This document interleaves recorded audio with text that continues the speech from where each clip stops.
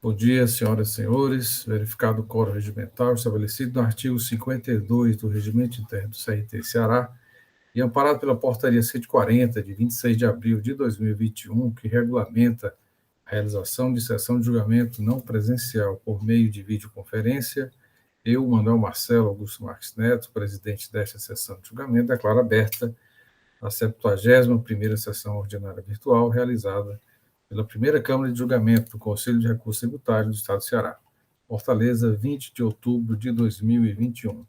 Presentes conselheiros que compõem esta Câmara, doutor William Falcão, doutora Antônia Helena, doutora Mônica Maria Castelo, doutora Sandra Reis, doutor Felipe Amaral, doutor Carlos César Quadros Pierre. Presente também esta sessão, doutor Chita Guerreiro, e aguardando também a presença do doutor Matheus Neto, procurador do Estado. Secretaria nos Trabalhos, a senhora Evaneide Duarte Vieira. Já fui informado que não teremos despachos nem resoluções, que devem constar na ata, e já passo a palavra a Evaneide, que fará a leitura da ata da 70ª sessão ordinária com as observações feitas pelos senhores. Com a palavra, Evaneide. Doutor Matheus Viana, seja bem-vindo. Passo a palavra, então, a Evaneide para Obrigado, senhor presidente. a leitura da ata. Ata da 70ª sessão ordinária virtual, realizada por videoconferência, na primeira Câmara de Julgamento do Conselho de Recursos Tributários do Estado do Ceará do ano 2021. Aos 19 dias do mês de outubro do ano 2021, às 8 horas e 30 minutos, verificado o quórum regimental, estabelecido no artigo 52 do Regulamento CRT-CE, amparado pela Portaria 140/2021, que regulamenta a realização de sessão de julgamento não presencial por meio de videoconferência, foi aberta a 70ª sessão ordinária virtual da primeira Câmara de Julgamento do Conselho de Recursos Tributários do Estado do Ceará, sob a presidência do Dr. Manuel Marcelo Augusto Marques Neto. Presente à sessão as conselheiras Antônia Helena Teixeira Gomes, Mônica Maria Castelo, Sandra Reis Rocha e os conselheiros Almi Almeida Cardoso Júnior, José William Falcão de Souza e Felipe Silveira Gugel do Amaral. Presente à sessão o seu procurador do Estado, Dr. Rafael Lessa Costa Barbosa. Também secretariando os trabalhos, eu, Evaneide Duarte Vieira.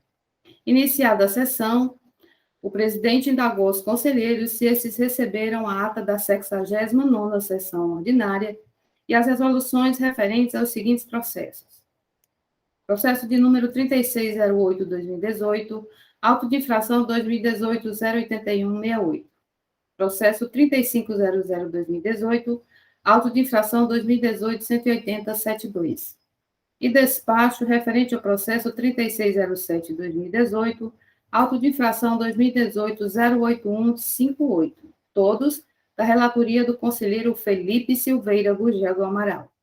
Não havendo sugestões de correção, a ata e as resoluções foram aprovadas pelos membros da Câmara. Ordem do dia. Processo de recurso número 3969/2019, auto de infração 2019-09514, recorrente Ceará Distribuidora de Produtos Alimentícios. Recorrido Célula de Julgamento de Primeira Instância. Conselheira relatora, Mônica Maria Castelo. Decisão: a primeira Câmara de Julgamento do Conselho de Recursos Tributários, após conhecer do recurso ordinário interposto, resolve preliminarmente: 1. Afastar por decisão unânime a decadência parcial referente ao período de janeiro a junho de 2014, com fundamento no artigo 149 e 173, inciso 1, do CTN. Item 2. A nulidade suscitada pela recorrente por cerceamento ao direito de defesa foi afastada, por decisão unânime, na 53ª sessão ordinária, realizada em 16 de agosto do corrente ano, com fundamento no artigo 79 da Lei 15.614/2014. Item 3. No que se refere ao pedido de realização do trabalho pericial, resolve, por unanimidade de votos, converter o processo em realização de perícia para: 1. Excluir do levantamento fiscal os CFOPs alheios à atividade da empresa, entre parênteses, material de uso e consumo, bens do ativo imobilizado, operações de simples remessa, etc., conforme indicado nos memoriais e no despacho a ser elaborado pela conselheira relatora. Item 2. Verificar se foi considerado no levantamento fiscal os inventários iniciais e finais dos produtos indicados no auto de infração, que indicam omissão de entrada e saídas. Item 3. Realizar a conversão dos produtos para a menor unidade comercializada. Por exemplo, caixa para pacote, conforme indicado nos memoriais. Item 4. Unificar os códigos que representam o mesmo produto. Item 5. Verificar se as 16 notas fiscais indicadas nos memoriais foram regularmente emitidas pelo contribuinte, uma vez que afirma estarem fora do padrão, entre parênteses, corrompidas, inválidas, o que implicaria diretamente no levantamento fiscal. Item 6. Indicar assistente técnico para acompanhar o trabalho pericial. O representante da Procuradoria-Geral do Estado manifestou-se favorável à realização do trabalho pericial. Presente a sessão para sustentação oral a representante legal da parte, a advogada doutora Keliane Coutinho. Processo de recurso número 3970-2019, auto de infração 2019-09513, recorrente Ceará Distribuidora de Produtos Alimentícios. Recorrido célula de julgamento de primeira instância. Conselheira relatora, Mônica Maria Castelo. Decisão: a primeira Câmara de Julgamento do Conselho de Recursos Tributários, após conhecer do recurso ordinário interposto, resolve preliminarmente afastar por decisão unânime a decadência parcial referente ao período de janeiro a junho de 2014, com fundamento no artigo 149 e 173 do inciso 1 do CTN. 2. A nulidade suscitada pela recorrente por cesseamento ao direito de defesa foi afastada por decisão unânime na 53ª sessão ordinária realizada em 16 de agosto do corrente ano, com fundamento no artigo 79 da Lei 15.614/2014. Item 3, no que se refere ao pedido de realização do trabalho pericial, resolve, por unanimidade de votos, converter o processo em realização de perícia para 1. Excluir do levantamento. É só questão de ordem. Esses quesitos, eles são comuns para os três processos. Né? O mesmo levantamento e mesmos quesitos. Então, entendo que esse processo é o seguinte, é desnecessário fazer a leitura dos quesitos da perícia. Pronto, então vou listar somente os processos alcançados pela decisão lida anteriormente. O processo que estou lendo, 3970-2019, auto-infração 2019-09513, recorrente Ceará Distribuidora e recorrido célula de julgamento. Relatora, doutora Mônica. Alcança também o processo seguinte da pauta, o processo 3974-2019, auto-infração 2019-09516. Recorrente Ceará Distribuidora de Produtos Alimentícios, recorrido célula de julgamento de primeira instância. Agora o conselheiro, doutor José William Falcão de Souza. Último processo da pauta, processo de recurso 3317-2019, auto de infração 2019-07078, recorrente Saganor Nordeste Comércio de Automóveis e Serviços Limitada. Recorrido célula de julgamento de primeira instância. Conselheira relatora, Antônia Helena Teixeira Gomes. Decisão: a primeira Câmara de Julgamento do Conselho de Recursos Tributários, após conhecer do recurso ordinário interposto, resolve, por maioria de votos, dar parcial provimento, para julgar parcial procedente o auto de infração, nos termos do voto da conselheira relatora, que votou pela exclusão das notas fiscais, números 400256 e 400530, da base de cálculo indicada na autuação, e ainda pela aplicação da penalidade prevista no artigo 126 da Lei 12.670/96. A conselheira Mônica Maria Castelo manifestou-se pela procedência da autuação. O conselheiro Felipe Silveira Gurgel do Amaral votou pela aplicação da penalidade incerta no parágrafo único do artigo 126 da Lei 12.670/96. O representante da Procuradoria-Geral do Estado manifestou-se pela parcial procedência, aplicando a penalidade prevista no artigo 123, inciso 8º, a linha L, da Lei 12.670/96. Era isso, senhores. Senhores, alguma alteração a ser feita na ata que foi lida? Sim, presidente. O doutor Felipe até pode confirmar aqui comigo, mas se eu não me engano, ele também foi contrário à exclusão das notas fiscais, né, sem destinatário, certo? Sim. E não consta, né? A não ser que não faça questão, não sei. A outra coisa é com relação ao item para perícia do levantamento do inventário, que diz assim: verificar se foi considerado levantamento fiscal dos inventários iniciais finais dos produtos indicados na auto de infração, né? Assim, na realidade, ele levanta a hipótese de um produto, na verdade, né? E qual seria a efetividade de se verificar o levantamento desses estoques de todos os produtos? Eu não entendi direito, assim, esse item, verificar no levantamento os estoques inicial final de todos os produtos. Pelo que eu entendi ontem... disso? Porque tá nos memoriais, né? Os que estavam no memorial, sem prejuízo de outros, não é isso? Não, assim, e uma vez não sendo considerado, mas se ele não informou, qual vai ser a praticidade disso? É o que eu estou querendo dizer. Doutora Mônica, se o agente fiscal, pelo exemplo que foi citado nos memoriais, um ou dois produtos não constavam no inventário, né?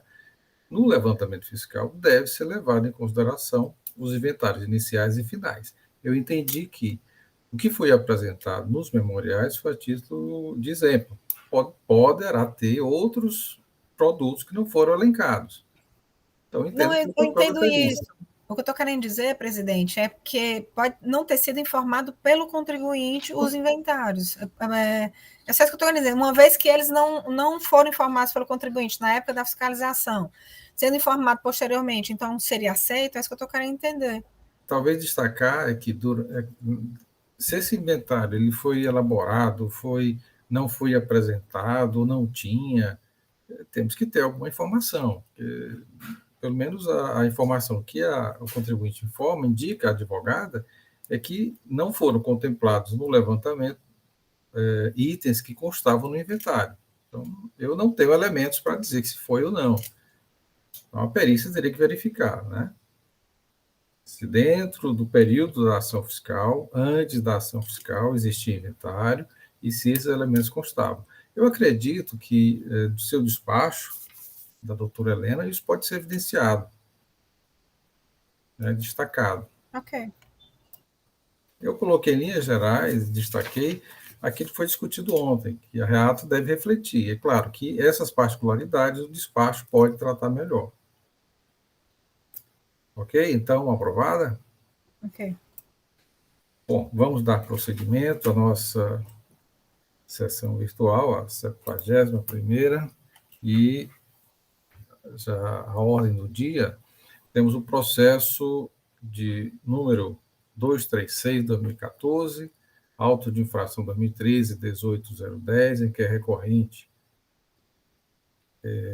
Companhia Energética do Ceará, Coelce, recorridos a julgamento pela instância, doutora Antônia Helena Teixeira Gomes, a conselheira relatora.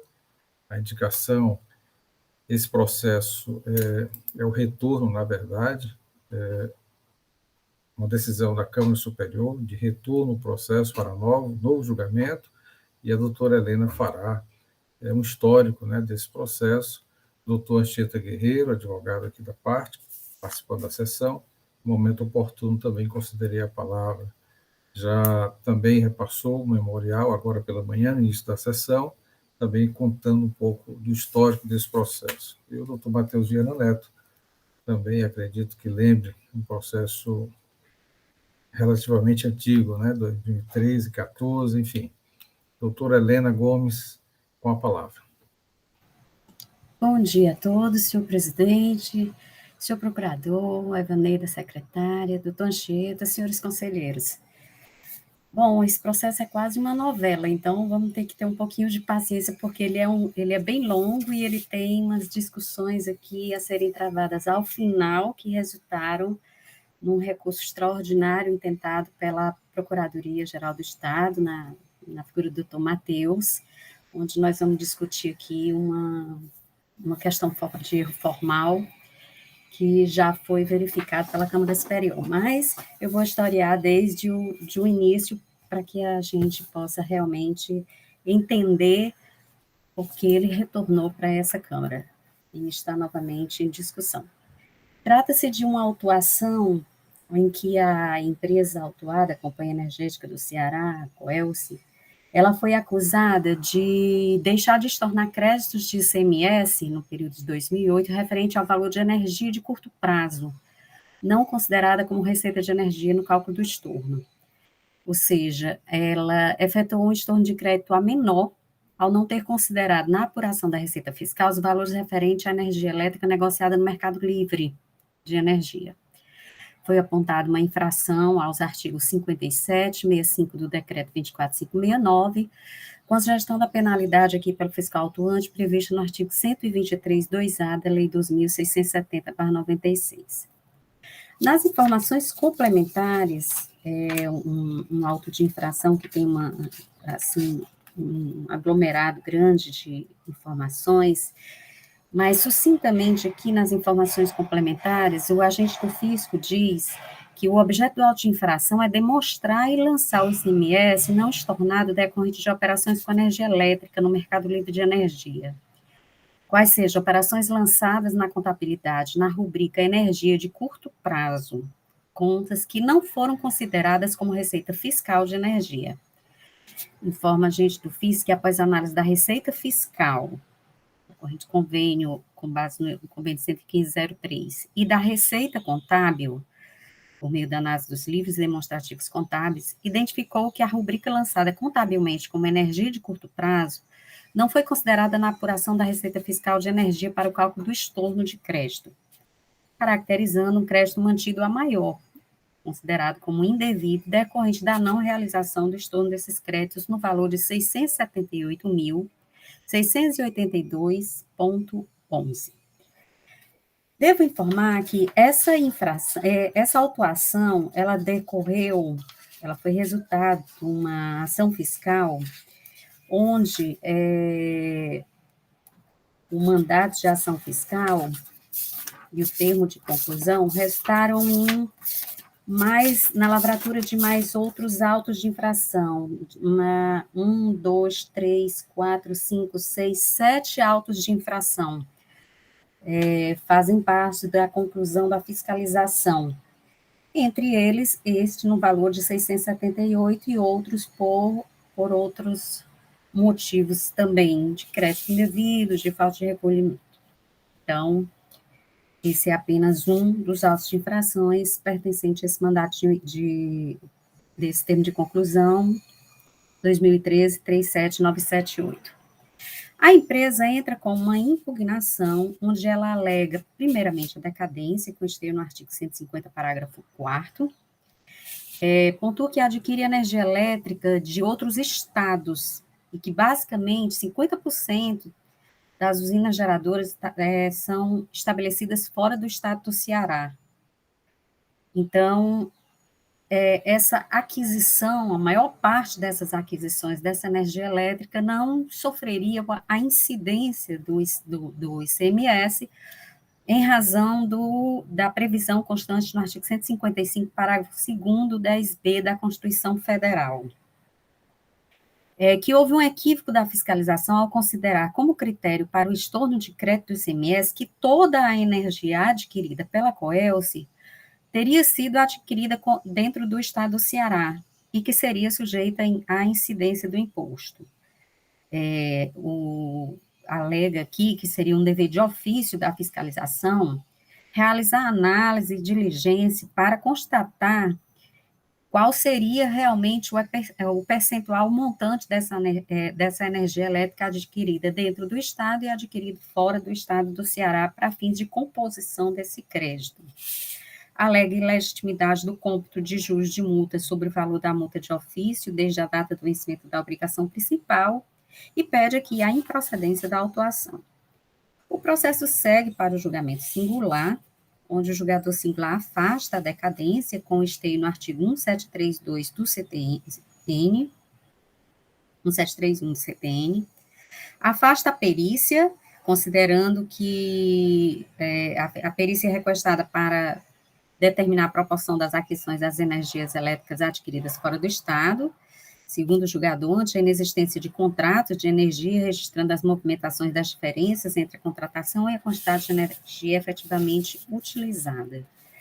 Afasta o julgador singular também o argumento de que, sob o montante correspondente à multa, fossem cabidos os juros de mora a partir da autuação, que a multa é cobrada pelo não cumprimento da obrigação principal, cuja exigência se justifica a partir do fato gerador que decorreria o estorno a menor do imposto.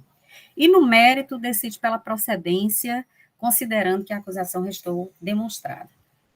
A empresa entra com um recurso ordinário, mantendo aqui o seu argumento quanto à não incidência do ICMS sobre a energia adquirida fora do estado do Ceará, que, segundo ele, quase em sua totalidade, a energia adquirida pela empresa, quase em sua totalidade é adquirida fora do estado, e ela adquire essa energia para comercialização.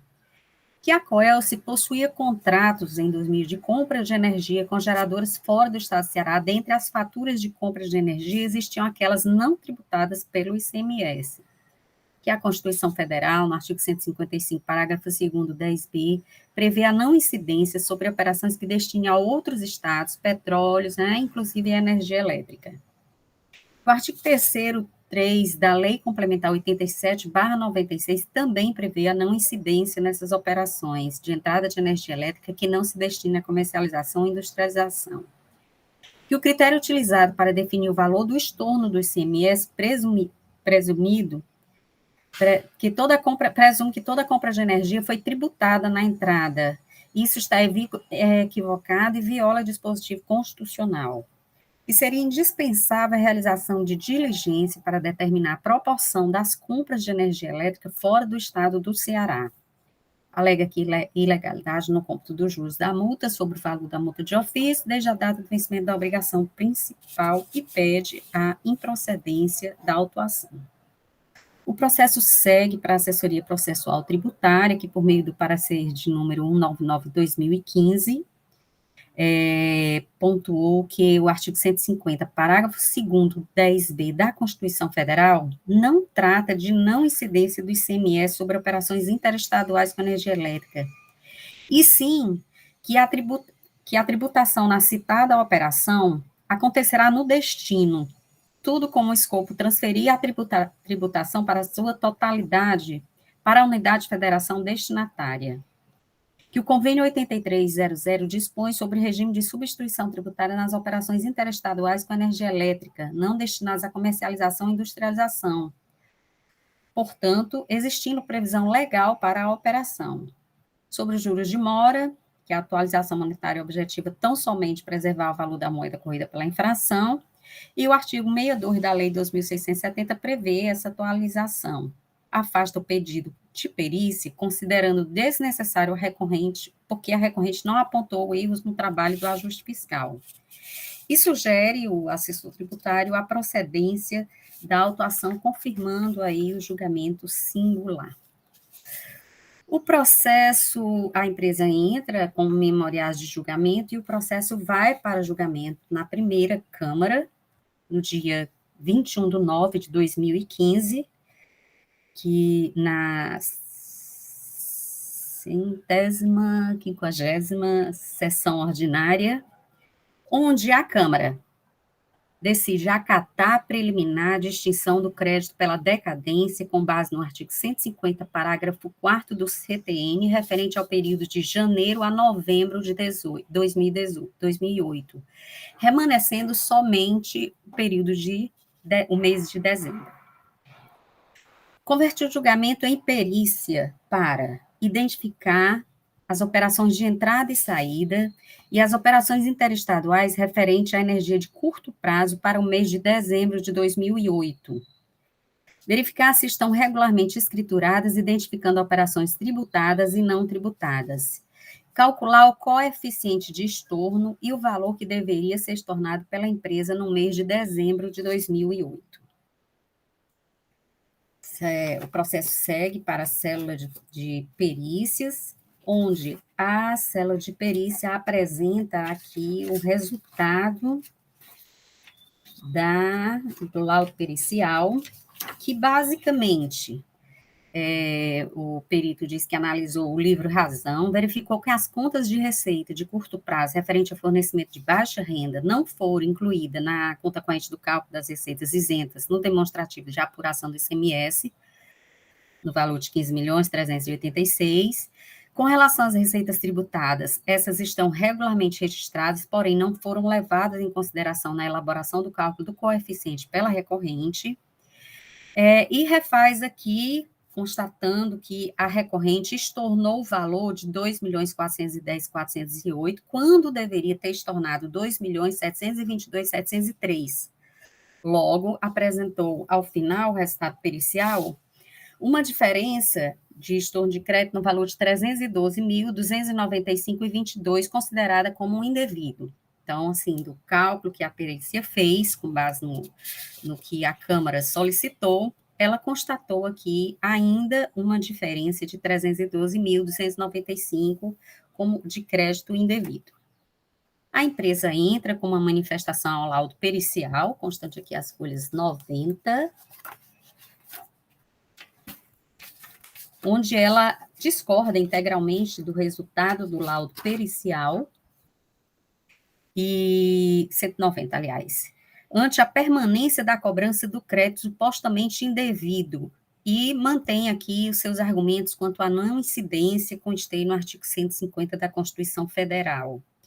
Pede o retorno à célula de perícias para averiguar, pela análise das notas fiscais de compra de energia elétrica, se a energia foi adquirida de outros estados, e mantém aqui o seu argumento com relação à improcedência da acusação. O processo vai para julgamento na 36ª sessão ordinária da primeira Câmara, novamente, no dia 21/7/2017, onde a Câmara julgou improcedente a acusação fiscal no que se refere ao estorno do crédito indevido, adotando como base os argumentos estabelecidos em laudo pericial.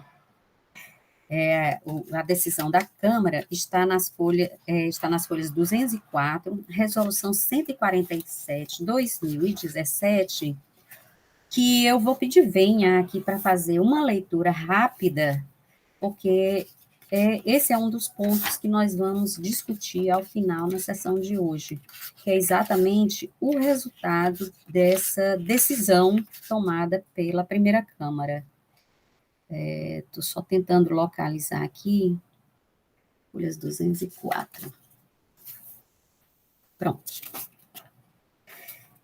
Me permitam fazer só uma leitura rápida aqui do teor, do fundamento da decisão da segunda Câmara. Ao exame dos autos, permite concluir nessa oportunidade, deixando de apreciar aspectos que permeiam hipótese concreta, à medida que já for objeto de liberação, na qual se refutou o argumento primordial dos fundamentos da Câmara, parcial decadência, tal, aquilo é só... Mas na folha 207, se alguém estiver acompanhando aí, ele diz assim, que o relator na resolução. Como dito, os aspectos de escopo eminentemente jurídico restaram discutidos e superados, logo cumpre como distinguíveis ao caráter material, hipótese que remete ao exame demonstrativo de folha 70 dos autos. O demonstrativo de folha 70 dos autos é a planilha de fiscalização que está aqui, Núcleo Setorial de Comunicação de Energia Elétrica, que contém aqui todo o cálculo do estorno de crédito de energia utilizado pela fiscalização, informando a receita total da energia, o valor do crédito de energia de 2008, o estorno recolhido, o estorno de energia de curto prazo, o valor do crédito de energia ajustado, o valor do estorno correto, e, ao final, na coluna M, o valor estorno devido ao objeto deste auto de infração, no valor de 3.979.000. Mas aí, com base nessa planilha que a perícia fez todo o levantamento solicitado, o que a Câmara, no momento do julgamento, vislumbrou? Ela disse que as peculiaridades do demonstrativo supra revelam a subsunção dos fatos que permeiam hipótese concreta, à medida que o valor objeto do lançamento que se cuida corresponde ao resultado da coluna I. O resultado da coluna I é estorno de energia de curto prazo. Qual seja 678, 682, que é o valor do auto de infração que agora nós estamos discutindo. Estorno, energia de curto prazo, do auto de infração 2003. Entretanto, ao exame do demonstrativo supracolacionado, é imperioso atentar para o título da coluna M.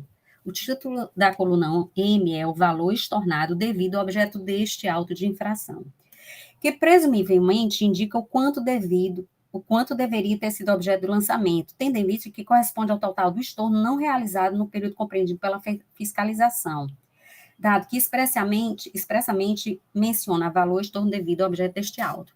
Então, a Câmara entendeu que, nessa coluna M, esse valor total aqui, objeto do auto de infração, já estaria inserido o valor constante na coluna I, referente ao estorno de energia de curto prazo. Então, ele entendeu que isso culminou na acolhida da parcial decadência, que resultou na exclusão dos valores, tal.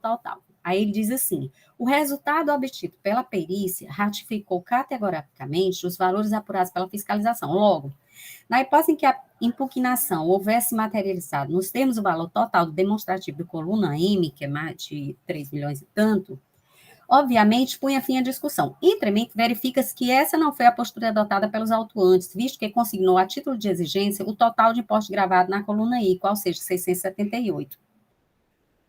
Neste diapasão, urge sublinhar que o valor identificado pela perícia correspondente ao mês de dezembro do exercício analisado foi objeto de lançamento por meio do auto de infração 2013-18101. O auto de infração em comento foi julgado procedente. Por consequente, analisando os autos por seus aspectos incidentes, induz a convicção que, nada obstante haver sido demonstrado sob o prisma da identificação do quanto exigir não demandar reparos, a peculiaridade relevante ao desenho da questão reside no ato de proceder ao lançamento de crédito tributário, à medida que foi segregado por último nos termos consignados nas colunas demonstrativo. Então, assim, resumindo, a Câmara entendeu pela improcedência da autuação. Por quê? Porque, ao analisar os valores utilizados na planilha pela fiscalização, esses estornos, os valores dos créditos do estorno de energia de curto prazo já estariam inseridos no valor total do auto da infração. É de concluir que não se vislumbra a existência de elementos fáticos nem jurídicos a dar suporte à imputação apreciada, visto que efetivamente restou demonstrado. Então, esse foi o entendimento da Câmara, e por isso ela entendeu pela improcedência da autuação. O processo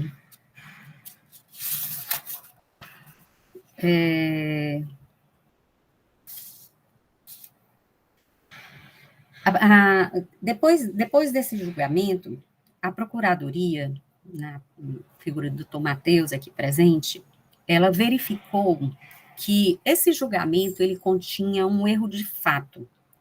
Qual seria esse erro?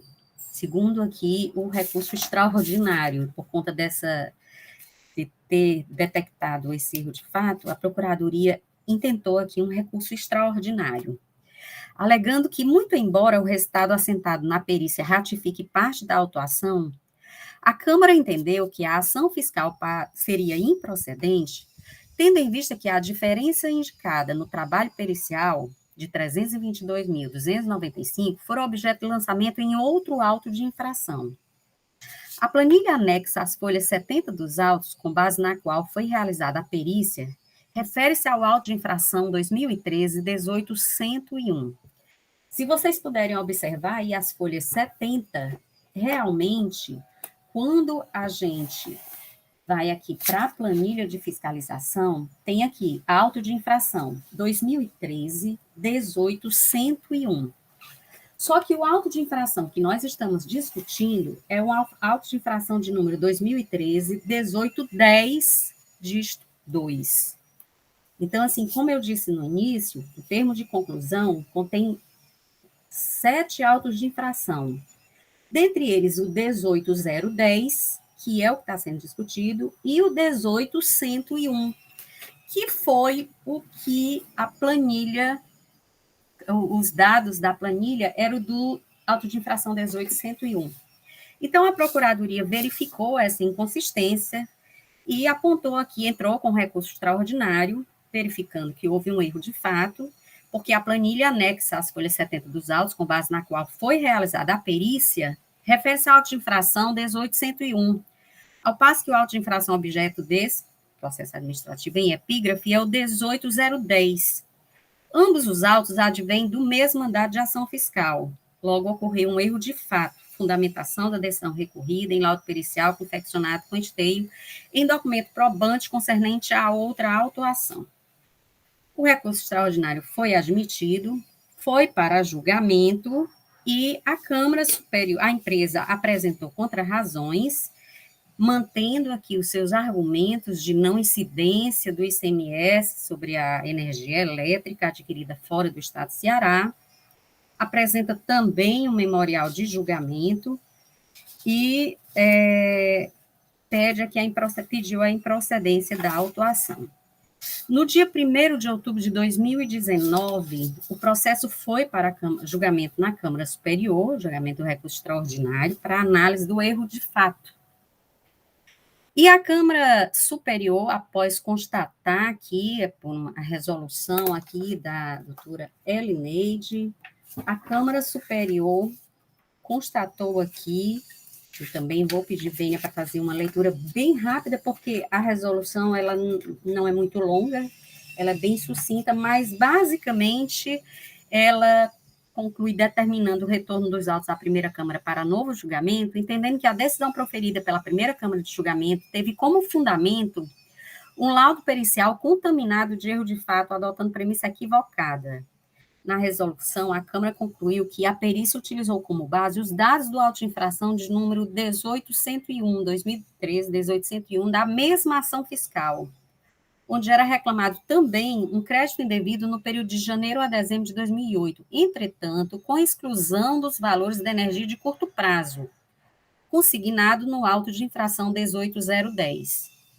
E dos valores recolhidos por monitoramento no auto de infração, cobrado pelo auto de infração no monitoramento de número 2011-274585, respectivamente, colunas I e H da planilha de folha 190. Logo, houve um erro de fato na medida em que a perícia é realizada a partir das provas de outro auto de infração e não especificamente dos créditos relativos à energia de curto prazo, objeto do presente auto. O erro de fato culminou na decisão de improcedência do auto de infração fundamentando bis in idem nulidade do julgamento da segunda instância. E esse é o motivo pelo qual estamos aqui agora, para analisar esses aspectos, motivo do retorno para essa Câmara. Acho que no momento é o que importa relatar, senhor presidente. Fim da novela? Talvez o começo, né? Talvez o começo ainda. Vale a pena ver de novo. Senhores, vamos dar prosseguimento. Obrigado, doutora Helena. Passo a palavra, então, ao doutor Matheus Viana Neto, para a manifestação da PGE. Bem, senhor presidente, senhores conselheiros, nossa secretária, Evaneide, representantes da empresa, acho que é o doutor Anchieta, que está aí. Sim, doutor Anchieta Guerreiro. Doutor Anchieta Guerreiro, seja muito bem-vindo.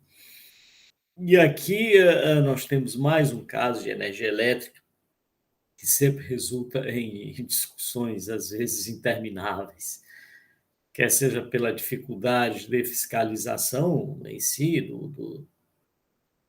dos processos que são dos registros fiscais que são realizados pela empresa, quer seja pelas decisões, inclusive, dos tribunais a respeito da matéria de energia elétrica. Então, nós temos discussões quase que intermináveis. Ainda estamos discutindo a questão da TUG, demanda de energia, apesar de decisão do Supremo Tribunal Federal sobre essa questão da demanda de energia. Mas o fato é que algumas discussões no âmbito do fornecimento de energia estão se se prorrogando indefinidamente, né? Esse caso aqui é interessante. Aqui a discussão acaba passando pelo qual critério a ser utilizado para fins de apropriação ou não, ou estorno do crédito do ICMS referente às operações com energia elétrica. A fórmula do cálculo do débito do imposto para fins de aproveitamento do crédito, no caso da aquisição de energia elétrica, é igual para todos, para qualquer estabelecimento. Ou seja, o estorno deve ser proporcional, o estorno do crédito deve ser proporcional às operações não tributadas, isentas ou não tributadas. Quando o contribuinte realiza uma operação isenta e não tributada e inclui esses valores como se fosse operação tributada, ele aumenta o percentual de crédito a ser aproveitado, né? Ele aumenta o percentual de crédito. Isso o estorno de crédito passa a ser menor, aumentando, logicamente, o crédito a ser aproveitado e, com isso, o recolhimento do imposto é menor. Bem, foi isso que o agente fiscal constatou. Né? Constatou que a empresa, e aí a discussão aqui restringe-se ao período de dezembro de 2016, porque a parte de janeiro a novembro já foi excluída pela decadência, pela declaração de decadência, remanesceu, então, o período de dezembro de 2016, em que a fiscalização constatou, então, que a empresa não havia estornado corretamente o crédito do imposto nas suas operações. A primeira Câmara, depois do laudo pericial, etc., a primeira Câmara entendeu que o estorno não deveria ser mais objeto de lançamento, porque ele já havia sido cobrado em uma operação anterior, em outro auto de infração. Ao fazer essa análise, verificou-se posteriormente, a Procuradoria verificou que havia, na verdade, a perícia foi realizada com base em erro de fato. Ele havia tomado para análise os valores referentes a um outro auto de infração, razão pela qual, ao realizar o laudo pericial, a perícia entendeu que o valor, a perícia não, com base no laudo pericial, a Câmara entendeu que o valor que estava sendo cobrado neste auto de infração já havia sido objeto de auto de infração anterior, razão pela qual considerou improcedente a autuação. A Procuradoria constatou que, na verdade, os elementos utilizados pela perícia eram de outro auto de infração, interpôs recurso extraordinário, argumentando, como já bem relatado pela doutora Helena, que havia um erro de fato, que a perícia, na verdade, havia utilizado elemento de outro auto de infração para realizar seu trabalho.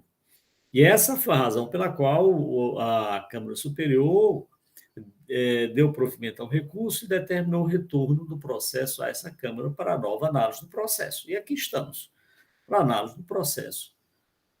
E aí nós temos, e aí sendo bem objetivo, senhor presidente, senhores conselheiros, e aí nós temos, então, um encaminhamento a ser feito. Porque, veja, naquela sessão em que foi considerado improcedente o auto de infração, a Câmara o fez com base no laudo pericial, que havia sido determinada a realização de uma perícia a fim de que fosse verificado se aqueles valores apresentados pela fiscalização e pelo contribuinte correspondiam ou não efetivamente aos valores das operações ou prestações realizadas pelo contribuinte. Ora, então, aquele pedido inicial que foi feito por essa Câmara não foi atendido. Eu acho que o caminho, e aqui eu estou sendo absolutamente bastante objetivo, o caminho a ser seguido é que seja produzido um novo laudo pericial, e agora sim, utilizando os elementos deste processo. Qualquer outra discussão aqui agora me parece que seria inadequada, não teria o resultado, porque a Câmara, naquele período, naquela data em que solicitou a realização da perícia, o fez exatamente porque havia dúvida sobre os valores apresentados pelo contribuinte e pela fiscalização. Então, me parece que a discussão aqui, enquanto não for realizada corretamente a perícia, com base nos elementos deste auto de infração, eu acho que a discussão acaba se tornando inócua. Essa é pela razão pela qual a Procuradoria, então, entende que o caminho objetivo e prático a ser feito aqui no presente caso é que seja realizada a perícia que foi solicitada, agora tomando por base os elementos deste auto de infração, os dados deste auto de infração. É nesse sentido que a Procuradoria se manifesta, a não ser que aí haja esse desejo de rediscutir algum elemento novo para se incluir ou não nesse laudo pericial, nesse novo laudo pericial, mas me parece que o caminho a ser seguido de forma objetiva é a realização daquele laudo pericial, a fim de que, após a realização do laudo pericial, se possa, então, se chegar a uma conclusão a respeito deste auto de infração. É nesse sentido que a Procuradoria se manifesta, senhor presidente. Obrigado, doutor Matheus Viana Neto. Passo a palavra, então, ao doutor Anchieta Guerreiro, representante da empresa Coel Cine. Processo em discussão. Doutor. Bom dia, presidente, doutor Manuel Marcelo, bom dia, senhores e senhoras conselheiros, doutor Matheus, nosso mestre aqui, a gente sempre aprende com ele, Evaneida, bom dia, nossa secretária. Eu também vou ser bem objetivo, porque foi muito bem relatado pela doutora Helena, o doutor Matheus também fez um comentário muito pertinente sobre a forma de cálculo do estorno, é um negócio um pouco complexo, né, doutor Matheus, porque envolve uma operação exclusiva, vamos dizer assim, de uma única distribuidora de energia elétrica que existe no Estado, por conta do nosso sistema, regulado pela ANEEL, sendo, doutor Matheus, que eu vou tentar aqui só contribuir, porque se o senhor está dizendo que entende que tem que ir para a perícia, eu, a priori, eu digo, vamos para a perícia, tá certo? Porque realmente tem total lógica, né? Que quando o doutor Manuel Marcelo, em 3 de novembro de 2015, lá na folha 147, pediu a perícia, viu, doutor Manuel Marcelo? Foi o senhor que mandou para a perícia, quando o senhor foi relator em primeira instância. Quando o senhor mandou para a perícia, existia um objetivo bem específico, que a gente vem defendendo desde sempre, e que eu gostaria de aproveitar a oportunidade para explicar. O cálculo do estorno, ele é um estorno só, né, doutor Matheus? Você pega toda a competência de um ano e você calcula o coeficiente de estorno de acordo com as operações que aconteceram ali naquela competência. E ele leva em consideração vários quesitos. O que é que aconteceu especificamente nesse auto de infração? Esse auto de infração foi exclusivo para energia comprada no mercado de curto prazo, comprado lá naquela Câmara de Comercialização de Energia Elétrica, ou seja, não é só comprado, é comprado e vendido na Câmara. Esse é o detalhe muito específico deste auto de infração, por isso que ele foi segregado do auto de infração do coeficiente de estorno como um todo. E é por isso que lá na folha 70, quando consta lá uma planilha gigantesca que foi utilizada como anexo do auto de infração 2013-1801, numa das colunas dela consta exatamente os percentuais de estorno específico para essa operação de energia de curto prazo, que eu fiz questão de colocar nos memoriais para contribuir com o conhecimento do tema. Existe, inclusive, nos autos, eu não sei se a doutora Helena pode confirmar, se existe um CD que é para estar anexo aí a informação complementar, e nesse CD consta lá uma composição especificamente da diferença que, segundo a fiscalização, deveria ter sido estornada, que na competência de dezembro de 2008 é de apenas R$ 39.529,13. No conta corrente que é feito aí de janeiro a dezembro, o suposto crédito indevido no total ele é de R$ 678.682,11. Mas como já tem decadência de janeiro a novembro, a gente não vai rediscutir esse tema, porque já foi decidido e não foi objeto de recurso da Procuradoria. Então, assim, essa matéria já transitou em julgado, a gente só tem aqui dezembro para analisar. Na competência de dezembro, o estorno, o crédito indevido, é de apenas R$ 39.529,13. Nesta planilha, nesse CD que ele foi entregue, anexo às informações complementares, consta essa informação. Então, o que a gente tem aqui a analisar se vai encaminhar para a perícia, e encaminhar para a perícia é uma ótima oportunidade para o contribuinte, porque o que é que o contribuinte pretende mostrar, doutor Matheus? A gente só pretende provar que a gente comprou energia fora do Estado e vendeu fora do Estado. Essa energia não foi vendida aqui, em tese, ela não foi vendida como se fosse uma operação que é para a unidade consumidora aí do doutor Matheus, que está consumindo energia, para a minha casa aqui, na minha residência, onde eu estou consumindo energia.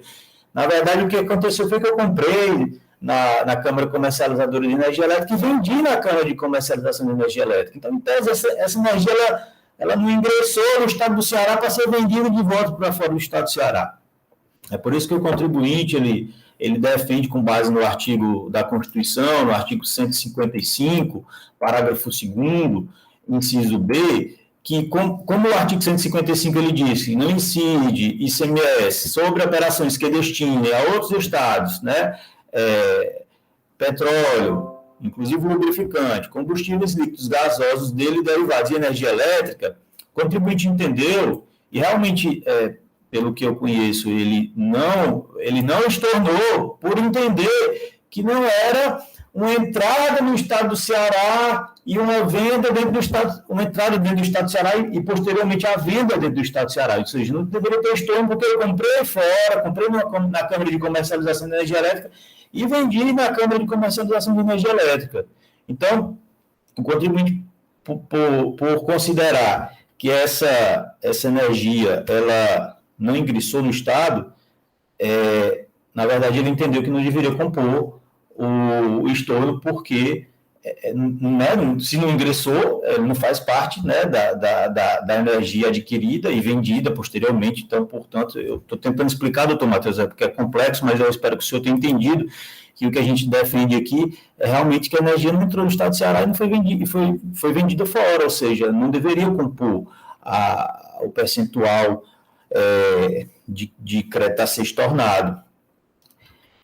E, por fim, aí o debate, óbvio, que os senhores vão ter é se vocês vão, se os senhores e senhoras, desculpe a informalidade, se os senhores e senhoras vão mandar para a perícia, que é uma ótima oportunidade para que a gente possa se esforçar para aprovar isso, ou se os senhores vão, com base nessa informação que está no CD, julgar essa questão dos 39 mil na competência de dezembro, e também analisar se os 39 mil, que como ele compõe a outra planilha do outro alto, então, em tese, ele afeta aquele cálculo, se os senhores não vão reiterar o julgamento na outra oportunidade de que, na verdade, é uma dupla cobrança, tem que analisar isso.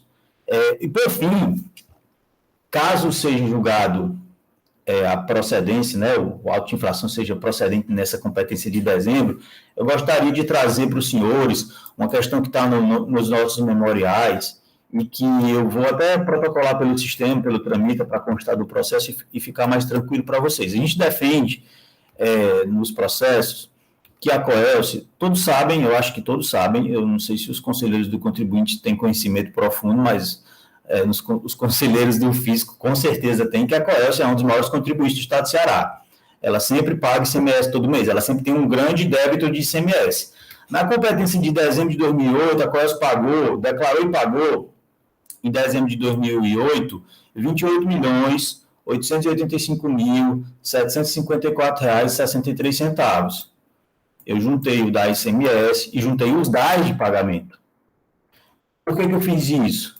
Porque nós não concordamos com o argumento de crédito indevido. É óbvio que, operacionalmente, foi uma conduta feita ali na parte do crédito, mas no final da conta, o que a gente tem a demonstrar é que a Coelce, no máximo, ela fez um pagamento a menor. Ou seja, ela recolheu a menor R$39 mil. Isso tem efeitos para fins de multa, porque a multa vai reduzir para 50% pelo menos.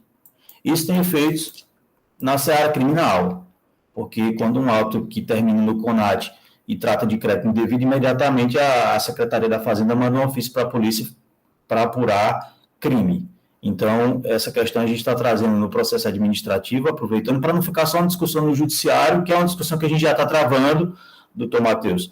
Eu não sei se o senhor tem a oportunidade de trabalhar nas peças, nos embargos de execução. Eu acho que não, eu acho que é o doutor Fred, lá nos grandes contribuintes.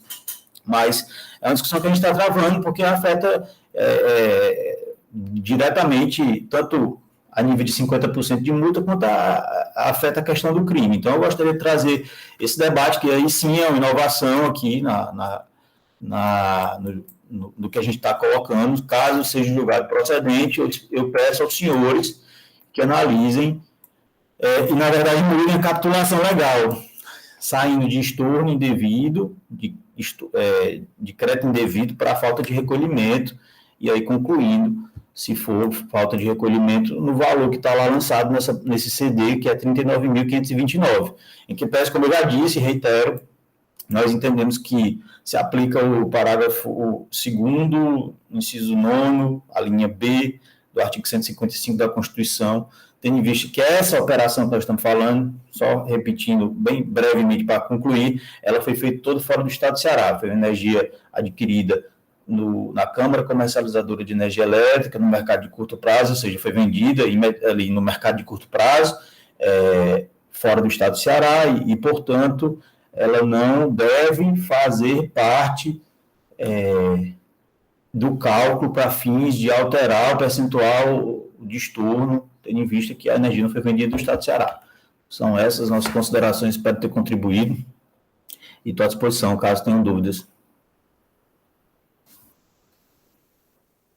Obrigado, doutor Anchieta. Processo em discussão, senhores. Senhoras. Doutora Helena, com a fala do doutor Matheus, a questão da perícia, né, que não foi realizada, talvez fosse bom destacar os pedidos que foram feitos à época, né, e até para ajudar nos debates, discussões, esclarecimentos, e propor também, se for o caso, outros quesitos, ou não, né, dependendo da decisão dos senhores. Senhores, no despacho de encaminhamento à perícia constante às folhas 146, realmente, aqui o despacho, considerando que o contribuinte em sua defesa afirma que os agentes fiscais equivocados estabelecer como critério de estorno do crédito ICMS que toda energia adquirida pela Coelce ocorreu dentro do estado do Ceará, entretanto, houve aquisições de energia em operações interestaduais que não foram objeto de tributação do ICMS, portanto, não haveria incidência do ICMS sobre a energia adquirida fora do estado do Ceará, considerando que a primeira Câmara de Julgamento, após conhecer do recurso interposto, decidiu em grau preliminar a extinção do crédito pela decadência, com fundamento no 148, albergando o período de janeiro a novembro de 2008, solicito que se encaminhe o processo à cela de perícias e diligências fiscais com o objetivo de atender os seguintes quesitos. 1. Identificar se as operações de entrada e saída de energia elétrica, tributadas e não tributadas, estão regularmente escrituradas, especialmente as operações interestaduais referentes à energia elétrica de curto prazo para o mês de dezembro de 2008. 2. Calcular o coeficiente de estorno e o valor que deveria ter sido estornado pela empresa autuada no mês de dezembro de 2008. 3. Elaborar planilhas para cada um dos itens acima com os novos valores apurados. Então, a sugestão seria que fosse atendido, conforme o doutor Matheus aí já colocou, os requisitos da perícia, utilizando-se como base de dados os valores pertencentes a esse auto de infração. Queria só informar, doutor Anchieta, o senhor falou sobre o CD, mas infelizmente esse processo, por ter ido para a perícia, o CD ele foi desmembrado, e aí ele não retornou aqui para os autos. provavelmente esse CD está na célula de perícias, ou talvez em outro auto, mas nesse aqui ele não consta, deve estar com certeza na célula de perícias. Obrigado, doutora Helena. Tem até, presidente, tem 2 CDs aqui. Eu tenho um CD aqui nos digitalizados, doutora Helena. Não sei se é especificamente isso. Desligado, doutora Helena. Eu acho que esse CD que tem aí, doutor Felipe, é o das folhas 165, que foi acostado pela própria Coelce, não? Bom, enquanto verificam a questão do conteúdo do CD, o doutor Pierre pediu a palavra. Obrigado, senhor presidente. Bom dia a todos, colegas conselheiros, conselheiras, doutora Vaneide, doutor Matheus, doutor Anchieta. Bom dia. Eu gostaria, sim, de um esclarecimento, que eu estou um pouco dúvida nessa questão. Bom, a perícia foi feita com dado de outro auto de infração, mas ela chegou à conclusão que era devido, o lançamento de dezembro estava correto. Certo? E havia crédito indevido em dezembro. Sim. Pronto. Então, assim, quando o julgamento da Câmara ela foi se dar, ela não seguiu a perícia. Ela percebeu um dado que estava na perícia. Qual era o dado? Era um dado referente a outro processo, que no outro processo tinha também crédito indevido. Então, o que foi que elas perceberam? Ora, havia uma duplicidade. Então, assim, aqui é um argumento que eu quero ver até o alcance da decisão da Câmara Superior. Então, veja bem, o dado que o julgamento utilizou estava incorreto? Não. Ela observou, o meu entendimento, mas não foi o entendimento da Câmara Superior, né? Ela observou que havia outro auto de infração, e esse outro auto de infração também se referia ao mesmo período, e ele englobaria este. Daí porque ele seria improcedente nessa parte. Simplesmente eles tivessem seguido a perícia, eles teriam negado provimento ao recurso e mantido a autuação, porque a perícia é nesse sentido. A perícia é nesse sentido. A perícia não diz, tem duplicidade e tal, e tal, e tal. Não, a perícia chega e diz, não, o lançamento está correto. Foi o que eu vi aqui na perícia. Então, assim, este dado mudou agora? Eu queria, assim, uma explicação quanto a isso, porque, ao que me parece, mesmo a perícia tendo usado um dado incorreto, certo? Quando eu mandar para uma nova perícia, ela vai usar os dados corretos, mas permanece a informação que no outro auto de infração foi englobado esse período. Essa informação, que não tinha sido ressaltada antes, foi ressaltada quando a perícia foi realizada. Ou não? Então, se foi isso, permanece a duplicidade, mesmo a perícia tendo sido utilizado um dado de outro auto.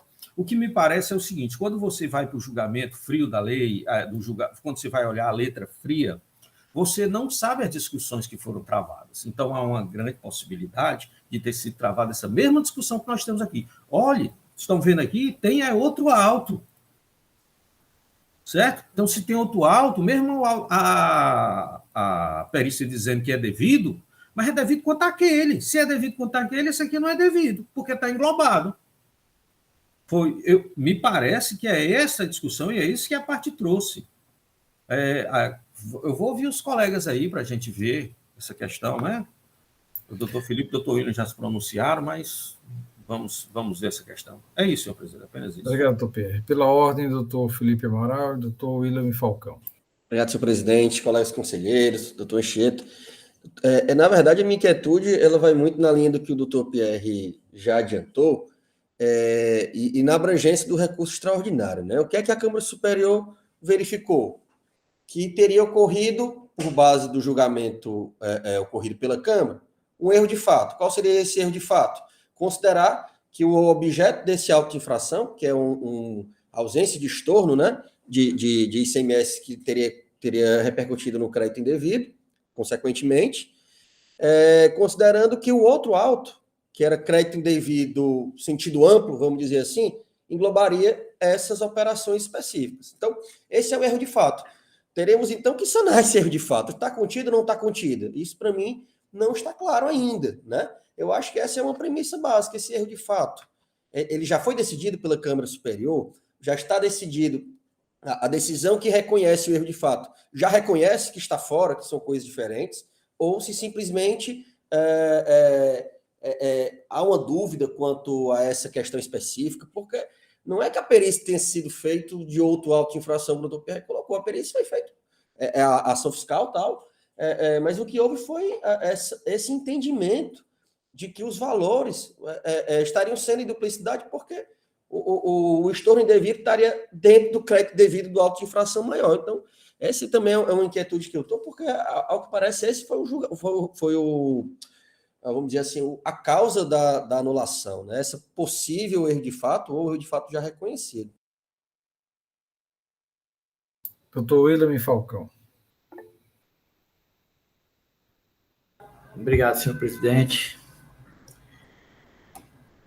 Senhor presidente, eu estou olhando aqui nos autos os documentos probatórios. Tem uma planilha, a página 22, o carimbozinho das SEMAS, que foi o órgão que fez, né, no setorial de comunicação e energia elétrica, fez o auto de infração. E nessa planilha, eu estava procurando outros autos. No final da planilha, na coluna M, tem valor LM, valor estornado realizado em 2008. E, em seguida, valor estornado devido, objeto deste auto. Mas pelo valor que tem lá, 3.579.000, quando fala deste auto, essa planilha deve constar no outro auto. Eu estava procurando aqui o termo de conclusão para verificar qual é o auto que tem esse valor aqui. Mas essa mesma planilha, na coluna I, da coluna tem estorno de energia de curto prazo, que é o que está se tratando nesse auto, não é isso? Energia de curto prazo. No final da planilha, tem total R$ 678.682,11, que é o ICMS reclamado no auto de infração. O doutor Anchieta Guerreiro, sempre a família Guerreiro, eu perguntei para ele se ele era de Pacajus, né? Tinha uns amigos lá de Pacajus, com esse sobrenome, alertou que o processo já foi julgado, a decadência de janeiro a novembro, remanescendo o mês de dezembro no valor de R$ 39.529,13. No início eu perguntei, porque eu não tinha visto essa planilha ainda, perguntei, mas se for julgado, foi parcial procedente, como é que vai encontrar esse valor? Que eu vi também o valor só de dezembro para reclamar. Tem que retornar para a perícia para calcular, mas eu vi a planilha. Ou seja, essa planilha está trazendo valores positivos e valores negativos entre parênteses. Eu já fiz a somatória aqui com a maquininha e vi que os valores entre parênteses negativos, que é o mês de março, mês de julho, tem outros meses. O valor negativo dá R$ 179.569,22. Os valores positivos, ou seja, que não estão entre parênteses, dá R$ 858.231,24. Que foi que o agente fiscal fez? Positivo menos negativo, no final, resulta, já calculei, R$ 678.682. Na minha conta deu 12 centavos, na conta dele aqui, 11 centavos. Ou seja, vai mandar para a perícia para refazer todo aquele trabalho, inclusive a novembro, ou só dezembro, para confirmar esse valor? Ou já iria, já que o próprio contribuinte já deu essa luz, de ir pela parcial procedência e julgar esse valor? Foi essa questão que eu estou trazendo à tona. Caso a decadência ninguém vai mais discutir, que já foi proferida, de janeiro a novembro, então, na dúvida desse valor ainda, valor pequeno, 39.000, mandar para a perícia limitar o trabalho relativamente a este mês. É isso, presidente. Doutor Pierre, com a palavra. Obrigado, senhor presidente. Então, vou fazer uma sugestão aqui prática, né? Para que não haja assim, uma eterna discussão quanto a isso, eu tenho já um entendimento firmado, mas nós podemos apenas elencar um outro quesito, verificar se este estorno indevido aqui, ele afetou ou fez parte da base de cálculo da autoatuação. Nós teríamos a certeza que estava em duplicidade. Então, nós podemos mandar para a perícia, verificar só dezembro, fazer tudo isso, mas também fazer essa verificação. Porque eu acho que foi esse o entendimento anterior da Câmara anterior, do julgamento anterior.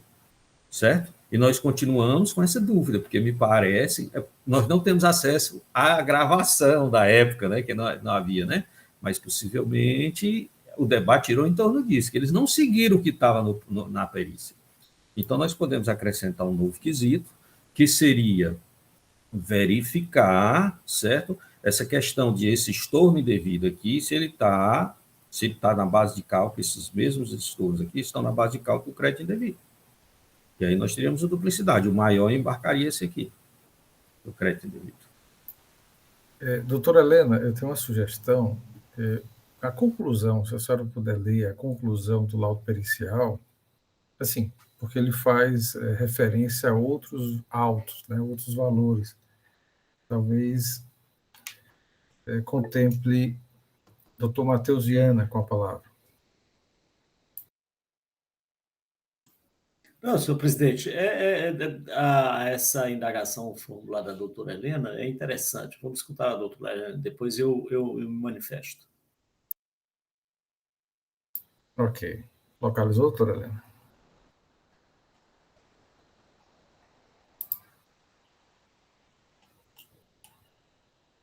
A conclusão do laudo pericial, consta aí as folhas 150.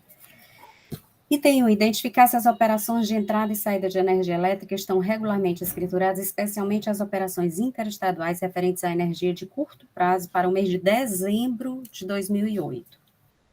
Inicialmente foi solicitado ao contribuinte o demonstrativo de apuração, demonstrativo mensal, livro razão referente ao mês de dezembro de 2008, diante da documentação, tal.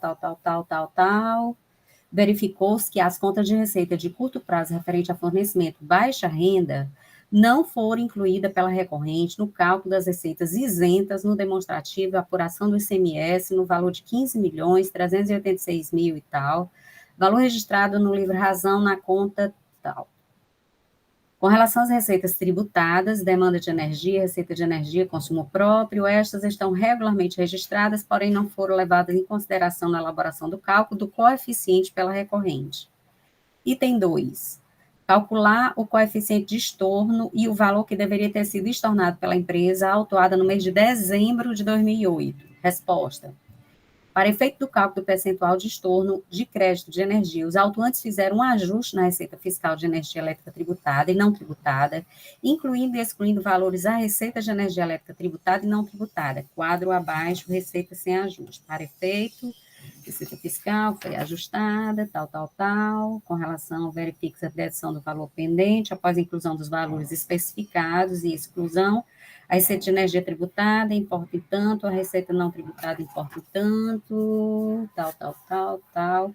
Após a inclusão e exclusão, reajustada a receita fiscal e não tributada, proceder ao cálculo do coeficiente de estorno, ou seja, encontra-se um percentual de estorno reajustado de receita isenta não tributada, dividindo o valor dessas receitas pelo valor da receita, um coeficiente de 0,25224.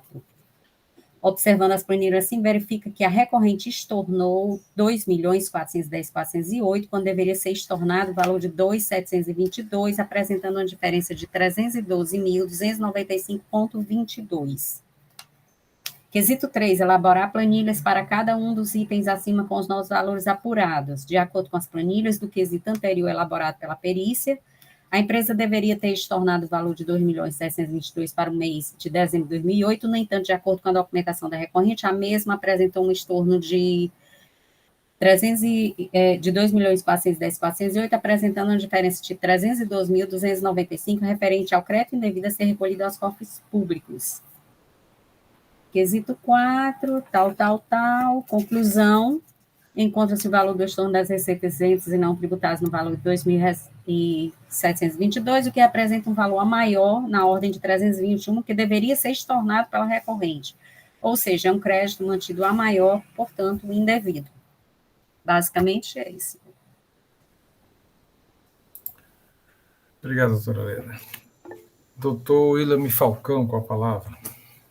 Senhor presidente, quando eu falei sobre aquela tabela da página 22, eu disse que eu fiz a conta, né? Ele traz positivos e traz entre parênteses, que a gente entende que é negativos. Aí, os positivos deu 858 mil, números fechados, né? Os negativos, 179 mil. No final, ele foi fazendo essa subtração e o valor reclamado é de 678.682,11. Eu estou observando que esse valor negativo que aparece em dezembro é assim, é o imposto que o contribuinte estornou a maior. Ele estornou a maior. Por exemplo, o estorno calculado é 2.370.000. Por exemplo, 2.370.000. O estorno calculado. Tinha que estornar isso. Ele estornou 2.410.000. Estornou um valor maior. Estorno. Isso aqui não é estorno de crédito? Porque eu estava pensando, então, por que o doutor cobrar só o dezembro? Se estornou, foi a maior? Eu estou observando isso agora. Estudem aí para ver se eu estou errado. Termine, senhor presidente. Pois não, doutor Matheus, desculpe aí. Não, mas o estorno de crédito é exatamente, na verdade, quando fala em estorno de crédito, está se referindo, é exatamente quando se fala que ele estornou um crédito a maior, na verdade, ele não estornou um crédito a maior. É que ele, ao utilizar aquele valor de 2 milhões e pouco a maior, como crédito, tá? Com isso, acabou, por isso o doutor Anchieta, inclusive, está pedindo que seja convertido a sanção não em crédito indevido, mas falta de recolhimento. Porque ao se apropriar de um valor de crédito a maior, e é isso que indica a auto-infração, ele deixou de recolher um valor. Qual o valor? Só do mês de dezembro, que é 30 mil e pouco, na verdade.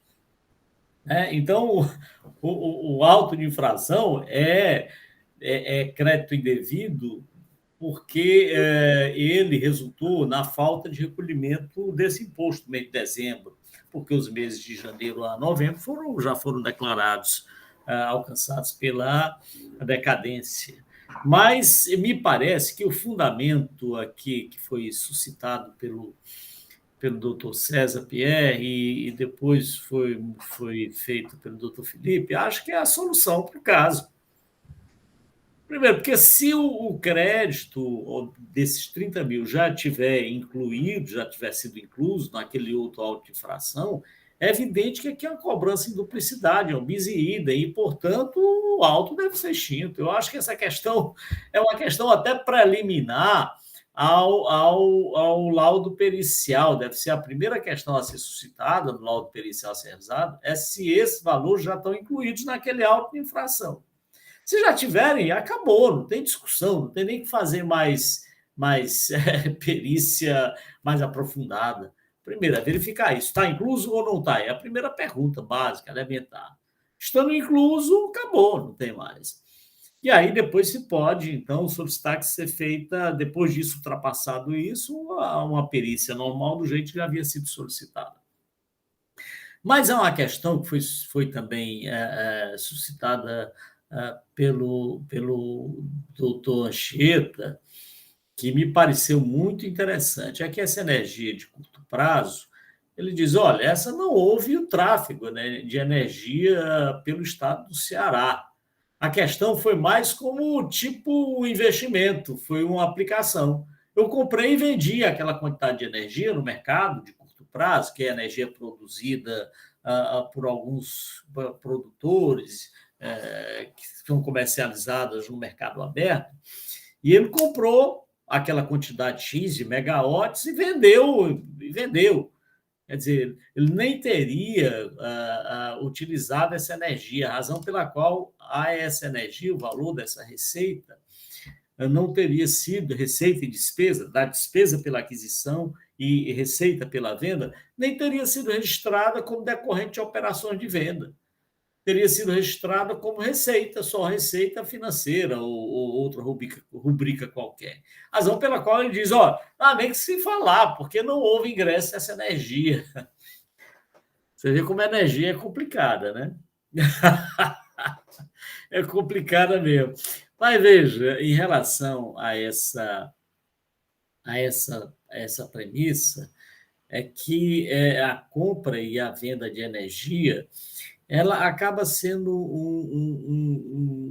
uma questão um pouco mais, diria até teórica do que prática mesmo. Porque prática mesmo, de fato, o que é que, quando ele comprou aquela quantidade de energia, ela está dentro ali do sistema, ela está circulando, aquele megawatts que ele comprou de energia está circulando no sistema. E que ele vendeu está circulando no sistema. Tanto é que a qualquer momento, qualquer um que comprou pode utilizar.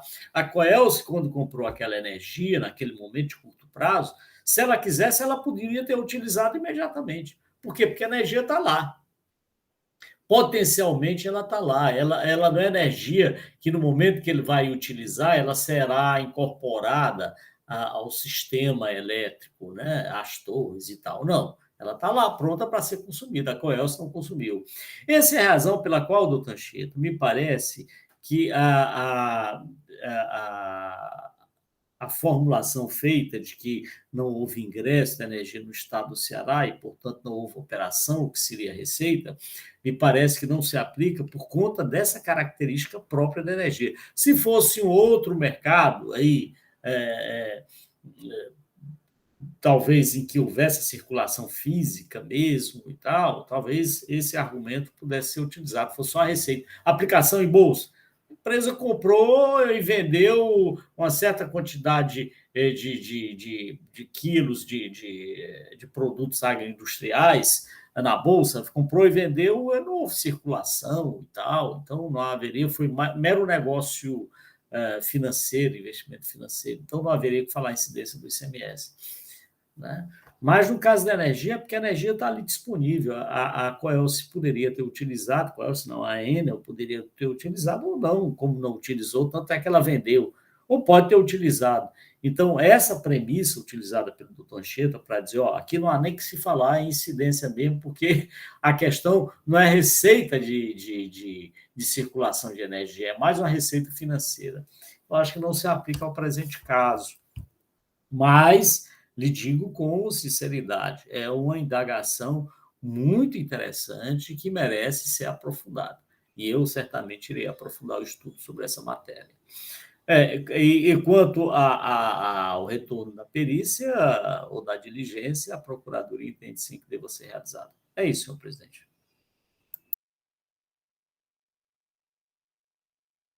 Doutor Anchieta, com a palavra para algum esclarecimento. É só uma questão de ordem, só para contribuir bem rapidamente. O doutor William, quando fez a referência lá, a tal da planilha, que ele até nomeou como 22, é a mesma 70, tá? A folha 70 do processo e ela é a 22 do outro auto. Se o doutor William pegar a calculadora dele aí, que ele disse que estava fazendo aí na mão, né? Se ele pegar a coluna G e diminuir a coluna H e aí diminuir a coluna I, né? Aí é um negativo, menos um negativo vai dar um positivo, ele vai chegar na coluna J. A coluna J, ela multiplicada pela coluna F, ela é o resultado da coluna K, que menos a coluna L, que é o cálculo, dá no tal da coluna M. Ou seja, já está aí a prova de que os 39 já estão embutidos no resultado que deu 312.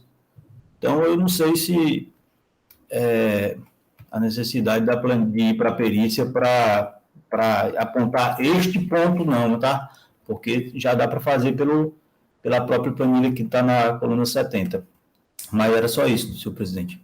Ok, doutor Anchieta, parabéns aí pela capacidade de raciocínio lógico, hein? Assim, de pronto, falar na coluna L, M, G, H, I, J, o alfabeto todo com tranquilidade. Parabéns. Senhores, doutor Pierre, com a palavra. É por isso que eu não fiz matemática, que eu confesso que quando chegou na coluna M eu já estava perdido. Interessante essa. Não, presidente, assim, a questão de ordem. Se nós formos discutir a questão preliminar, certo, da perícia, eu não vou me adentrar nessa questão do mercado de compra externa, porque eu entendo diametralmente oposto do pensamento do Dr. Matheus, mas talvez não fosse o caso, nós não vamos debater isso. Nós vamos primeiro ver a questão da perícia, não? Ou vamos entrar nesse mérito também da... Não, é isso mesmo. Eu só fiz algumas considerações, mas não pretendo discutir essa questão do mercado de curto prazo, se é receita financeira ou não. Não pretendo. Fiz só as considerações. Porque a gente quer a compra de um direito à energia, não é... Com respeito à manifestação do mas aí a gente discute depois, então, se for o caso. Eu achei muito interessante. Os contratos apresentados e tudo mais, né? Aí que eu não sei dos autos, né? É outra matéria aí, demanda mais. Mas se nós formos voltar para isso, presidente, Doutora Helena, é uma questão que envolve, né, preliminar. Como vota, ou alguma discussão adicional, né, considerando aí os argumentos trazidos pela parte, lembrando que já foi também mencionado que, além desse auto, outros autos foram também feitos no período, e a dúvida parece que permanece. Verificar, né, quando o doutor Matheus sugeriu se esse valor lançado de estorno faz parte ou não de outros autos de infração que estariam contemplados, né, para caracterizar o bis e idem. Pelo menos foi o entendimento da Câmara alguns anos atrás, né, na decisão que tomou. Doutora Helena é favorável. E no Sim, caso senhor presidente, específico, perfeitamente favorável nos termos colocados aqui. E se os outros quesitos também formulados à época, né, devem contemplar... Sim, para que sejam atendidos os quesitos constantes no laudo pericial acostado às folhas 146 dos autos.